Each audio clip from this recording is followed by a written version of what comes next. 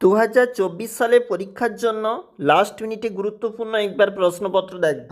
ইতিহাস থাকতেই সপ্তম শ্রেণী, পূর্ণমান 15, সময় 30 মিনিট। সঠিক উত্তর নির্বাচন। বাংলায় পাল বংশের রাজত্ব কবে শুরু হয়? 750 খ্রিস্টাব্দে। প্রথম খলিফা ছিলেন আবু বকর। কয়েকটি গ্রাম নিয়ে গঠিত হতো? উত্তর হবে নাড়ু। এক কথায় উত্তর দাও। 1 গুণ 2। সকলোত্তর পথনাথ কার উপাধি? হর্ষবর্ধনের। পৃথিবীর সর্ববৃহৎ বৌদ্ধ মন্দির কোনটি? ইন্দোনেশিয়ার বরবুতুর। যে কোনো একটি প্রশ্নের উত্তর দাও। 2 গুণ 1।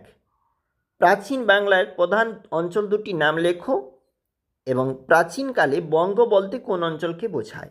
লক্ষণ সেনের রাজসভায় পঞ্চরত্ন কারা ছিল? এরপর 3 নম্বরের জন্য গুরুত্বপূর্ণ, শশাঙ্ককে কেন বৌদ্ধ ধর্ম বিদ্বেষী বলা হয়েছে? জনসমর্থনের নিরিখে পাল এবং সেন বংশের তুলনা লেখো। নেক্সট 5-এর দাগে গুরুত্বপূর্ণ, বাংলার স্বাধীন রাজা শশাঙ্ক সম্পর্কে আলোচনা করো।